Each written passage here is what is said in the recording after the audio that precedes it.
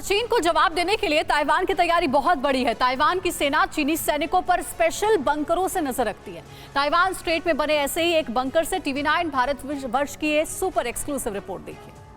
Bunker के अंदर आपको लिए चलते हैं और आपको बताने की कोशिश करते हैं कि कैसे पहाड़ों को काटकर इस दुर्गम स्थान पर यह बंकर बनाया गया है और इस बंकर के अंदर जगह जगह उसके सैनिकों की पोस्ट बनाई गई है, जो कई तरीकों से चीन पर नजर रखते हैं कि चीन अगर इस समंदर में कोई भी गतिविधि करता है तो उस पर नजर रखी जा सके, समय रहते उस पर कार्रवाई की जा सके और उसकी हर एक एक्टिविटी मात्सू से लेकर जो ताइपे है वहां तक भेजी जाती है। आपको दिखाने की कोशिश करते हैं और सबसे पहले इस आइलैंड को समझने के लिए यहां एक मॉडल रखा गया है।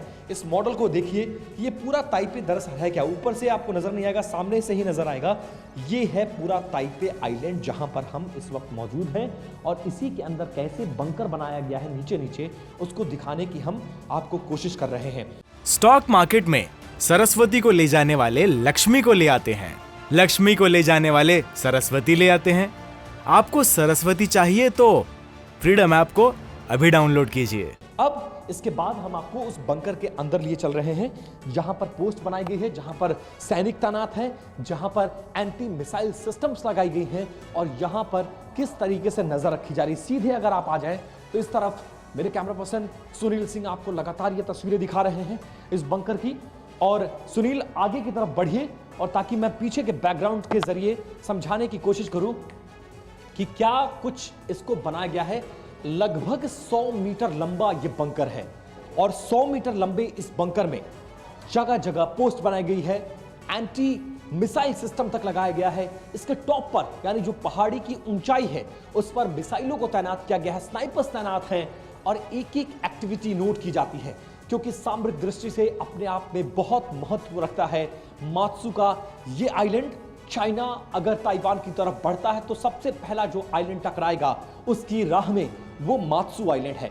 मात्सू आइलैंड पर कब्जा करने के लिए चाइना पिछले 70 सालों से लगातार कोशिश कर रहा है और जब ये बंकर यहां पर आकर खत्म होता है तो ये वो पोस्ट है जो पोस्ट उनके सैनिकों के लिए बनाई गई है। यहां पर देखिए स्लोगन्स लिखा गया है और इन्हीं पोस्टों के जरिए कैसे ताइवानी सैनिक यहां पर मोर्चा संभालते हैं इस जगह पर।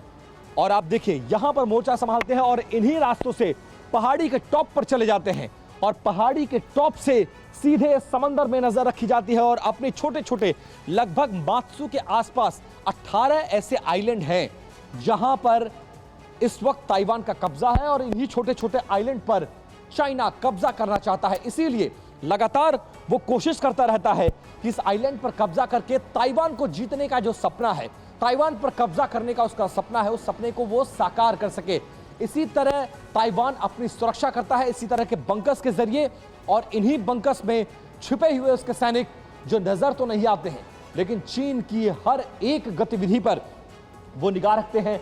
सामने जो समंदर दिख रहा है, इसी समंदर से महज 8 किलोमीटर की दूरी पर चाइना है। चाइना के शहर शुरू हो जाते हैं और चाइना कभी भी घुसपैठ कर सकता है, दिन का वक्त हो या रात का वक्त हो, दोनों तरफ निगहबानी और पहरेदारी बहुत ज्यादा जरूरी है। और इसके लिए 24 घंटे 365 दिन जो ताइवानी नेवी, कोस्ट गार्ड, आर्मी, सबके इंटेलिजेंस के लोग हैं वो लगातार नजर रखते हैं। स्टॉक मार्केट में सरस्वती को ले जाने वाले लक्ष्मी को ले आते हैं, लक्ष्मी को ले जाने वाले सरस्वती ले आते हैं। आपको सरस्वती चाहिए तो फ्रीडम ऐप को अभी डाउनलोड कीजिए।